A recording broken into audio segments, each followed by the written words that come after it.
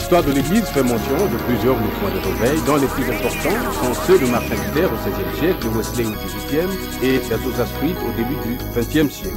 Mais ce réveil ont du mal à pénétrer l'Afrique jusqu'à ce que nous assistons à une montée fulgurante des églises dites de réveil. C'est donc pour parler du réveil spirituel apporté par ces églises et leur impact dans le milieu chrétien que nous recevons ce soir le révérend Francis Tiona. Pasteur Francis, bonsoir et bonsoir. Merci d'avoir répondu à notre invitation. Est-ce correct de parler d'église de réveil?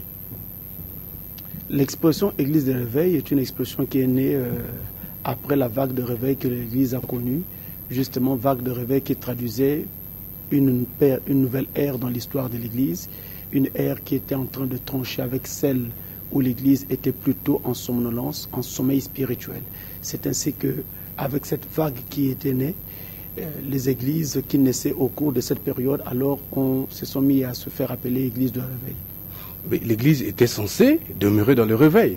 L'église était censée demeurer dans le réveil, voilà pourquoi en fait cette expression n'est pas très propre. Il n'est pas bien de dire église de réveil. Il était plutôt mieux de dire tout simplement l'église du Christ. Étant entendu que le réveil n'est pas un nom, le réveil n'est pas une dénomination, mais le réveil est censé être notre vie de tous les jours.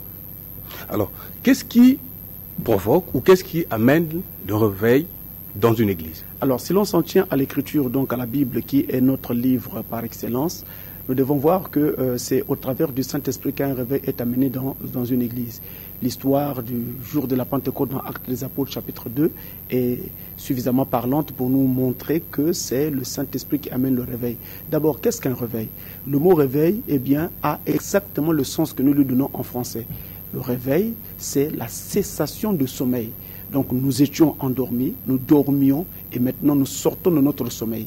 Nous sortons de cet état où nous avons perdu toute activité et nous rentrons maintenant dans un état d'éveil. C'est ça le mot réveil. Donc en français, tout comme en anglais, il nous donne la même chose. Alors, lorsque donc le réveil vient, c'est le Saint-Esprit qui vient dans l'église ou dans les gens, dans les individus et qui fait en sorte que ces gens sortent de leur sommeil.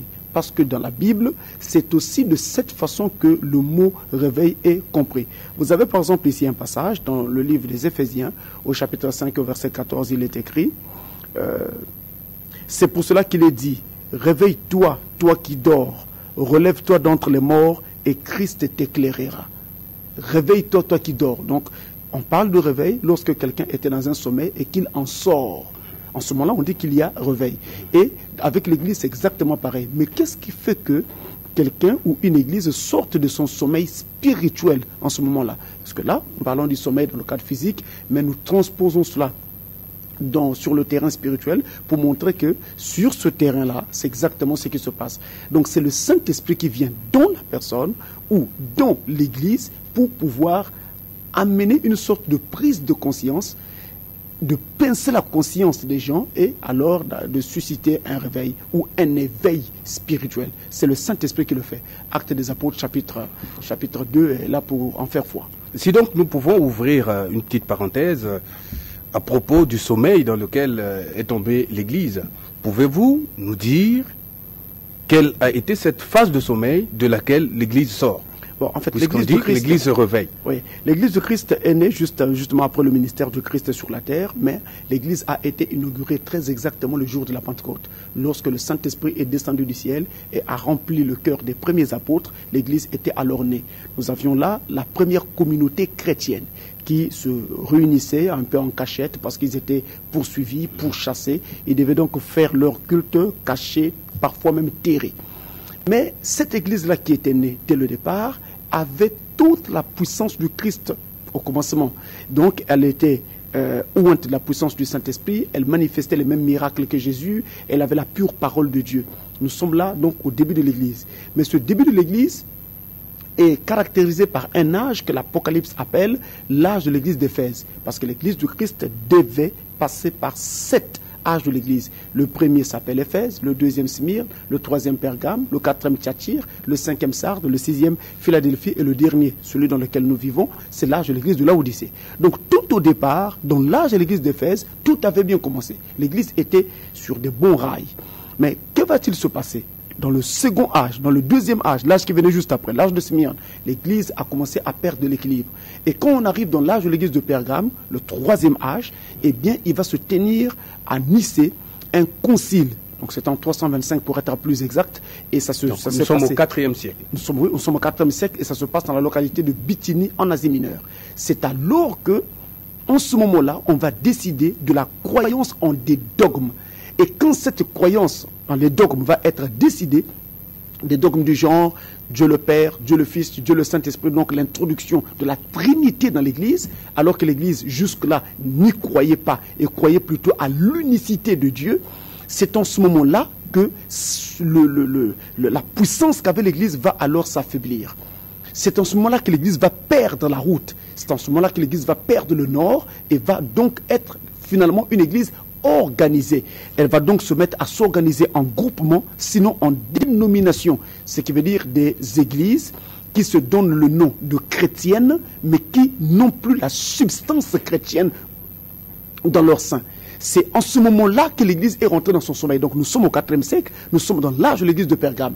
Et quand on approche, on rentre dans le 4e âge, parce que Pergame était le 3e âge, il a eu lieu au 4e siècle, mais quand nous rentrons dans l'âge de l'église de Thyatire, qui était le 4e âge de l'église, là c'était pire. En ce moment-là, l'église était dans un sommeil total et même dans la mort. C'est ce qui s'est passé. Et cette affaire s'est poursuivie jusqu'à ce que nous arrivions à l'apparition d'un homme comme Martin Luther qui avait commencé donc à reformer l'église peu à peu jusqu'à ce que nous arrivions au temps de la fin où les 7 tonnerres devaient être apportés. Voilà comment est-ce que l'église a connu son sommeil. Alors, Pasteur Francis, vous êtes un défenseur indéboulonnable de la Bible. Si on pouvait vous poser une question directe, vous pensez aujourd'hui que l'Église est dans le réveil? C'est une question à laquelle on ne peut pas répondre de façon directe sans faire usage de la langue de bois. On ne peut pas répondre de façon directe parce que dans le réveil, il y a, j'ai presque envie de dire, tout un processus, et un processus dans lequel nous allons d'un point pour aller vers un autre point. Et c'est un processus dans lequel il y a plein d'implications, et il y a beaucoup d'éléments et beaucoup de choses. Ça, voyez-vous, le réveil, par exemple, est en rapport aussi avec les Juifs. Le réveil est en rapport avec... Il y a un réveil que les Juifs connaîtront. Le réveil est en rapport avec les nations. Il y a un réveil des nations. C'est pourquoi vous voyez ici et là, dans le monde des nations, c'est créer des mouvements du genre ONU, UNESCO, ainsi de suite. C'est un réveil au sein des nations. Nous avons comme ça un réveil chez les Juifs. Vous avez vu, les Juifs ont quitté les terres où elles se trouvaient. Et aujourd'hui, tous les Juifs, la plupart d'entre eux en tout cas, sont revenus en terre promise. Pour attendre quoi? La venue du Mashiach, le Silo, le Rédempteur d'Israël, le Christ. Voyez-vous? Mais il y a aussi un réveil du côté des dénominations. C'est-à-dire que les dénominations vont commencer à s'éveiller et à se rendre compte qu'il y a quelque chose qui manque dans leur sein. Et vous voyez par exemple dans notre ville actuellement et dans notre pays un foisonnement des veillées de prière, des cultes en tous sens, des petits groupes de l'église pour prier pour ceci, prier pour cela. Ils se sont rendus compte qu'ils ont perdu quelque chose. Mais il y a aussi un réveil en rapport avec l'église véritable du Christ qu'on appelle l'épouse de Christ. Et ce réveil-là ne pouvait pas avoir lieu si les 7 tonnerres n'étaient pas révélés, parce que ce sont les 7 tonnerres qui devaient amener ce réveil. Alors, si je me tiens sur ce terrain, que je suis en train sur les éléments que je développe, qu'est-ce que nous voyons? Nous voyons ici un réveil des nations, un réveil des dénominations, un réveil de tous ces groupements. Mais ces réveils sont tout à fait faux et n'ont rien à voir avec le véritable réveil de l'épouse. Je mets à côté le réveil concernant Israël. Mais je veux dire que le réveil, par exemple, que connaît les dénominations, n'a pas d'impact spirituel en ce qui concerne, par exemple, la vie véritable des gens. Parce qu'ils n'auront rien, étant entendu juste une précision pour ceux parole. qui nous suivent. C'est quoi la dénomination? Parce que vous parlez des nations, vous parlez des juifs, vous parlez des dénominations. C'est quoi les dénominations? La dénomination, ou plutôt les dénominations, sont des églises qui se donnent le nom des chrétiennes, mais qui ont perdu toute substance chrétienne. Ça veut donc dire que ce sont des églises qui ne se tiennent plus sur la parole, mais qui se tiennent plutôt sur les décisions des conciles, les décisions des synodes, les décisions des réunions pastorales et autres. C'est ça, les églises dénominationnelles. Donc, elles se donnent le nom d'église chrétienne, mais elles n'ont plus la parole du Christ. Et Jésus avait dit, vous avez rendu ma parole sans effet à cause de vos traditions. Voilà ce qu'il en est. C'est pourquoi on les appelle les dénominations. Vous voyez, dans le mot dénomination, vous avez le verbe dénommer, qui signifie tout simplement donner un nom, attribuer un nom, donner une appellation. Donc ces églises se font appeler chrétiennes, mais elles n'ont plus rien de chrétien. Naturellement, il faudrait bien qu'une église porte un nom. Celle que vous conduisez s'appelle bien Soleil Couchant, c'est aussi une dénomination. Tout le problème, c'est que si vous prenez le nom d'église chrétienne, vous devez, en tout cas pour le moins, garder la parole au sein de cette église. Mais quand la parole n'y est plus et qu'il ne reste plus que les arguments et les discours des hommes, c'est ce que Dieu dénonce et dit. Votre église se fait appeler de mon nom. Vous dites que vous êtes une église chrétienne, mais je ne vous connais pas. Voilà tout le problème. Alors, donc nous étions sur les réveils. Les réveils des dénominations, les réveils des nations. Comment se fait exactement les réveils de l'église chrétienne aujourd'hui? Puisque vous avez parlé du réveil d'une véritable église. Voilà, comment ça se fait? C'est là où je voulais dire, en venir en disant que, vous voyez, avec le réveil de l'épouse, par exemple, nous avons là également tout un processus. Le réveil de l'épouse se fait avec les 7 tonnerres. Vous avez un type dans la parole où il y avait une femme qu'on appelle, c'est la femme sunamite. Elle avait perdu son enfant. Elle est allée faire appel au prophète Élisée. Le prophète Élisée a envoyé Géasi. Lui dit non, je voudrais que tu viennes toi-même. Cette femme disait qu'il voudrait que tu viennes toi-même. Alors le prophète s'est rendu sur les lieux, a pris la clé de la chambre qu'il occupait dans la maison de cette femme-là, des mains de cette femme, et a ouvert la porte de cette chambre, et est entré dans cette chambre, a refermé la porte sur lui, et est resté seul avec l'enfant qui était couché sur son lit. Donc là, on avait le prophète dans la chambre du prophète, seul avec le petit enfant mort, couché sur son lit. Et le prophète a fait quoi? Il s'était tendu sur l'enfant. Sa bouche contre la bouche de l'enfant, sa tête contre la tête de l'enfant, ses mains contre les mains de l'enfant, sa poitrine contre la poitrine de l'enfant. Donc il y avait eu identification. Est-ce qu'on avait besoin de tout cela pour ressusciter l'enfant? On avait besoin de... Dieu avait besoin de tout cela parce que c'était en rapport justement avec le sujet que vous développez maintenant, le réveil de l'épouse au temps de la fin. Alors il y avait d'abord eu identification. Et à partir de cette identification du prophète avec l'enfant, qu'est-ce qui s'est alors produit? Le corps de l'enfant s'est mis à se réchauffer. Et quelques temps après, l'enfant s'est mis à éternuer. Il a toussé 7 fois. Et après avoir toussé la 7e fois, l'enfant est revenu à la vie.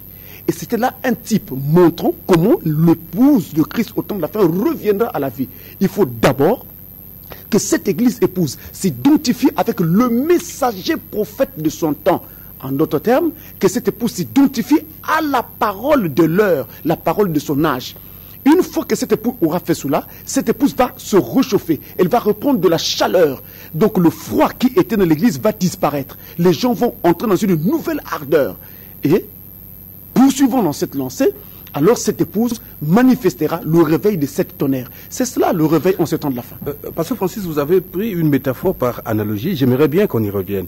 Quand le prophète va prier pour l'enfant, il prie pour l'enfant, il prie pas pour la femme.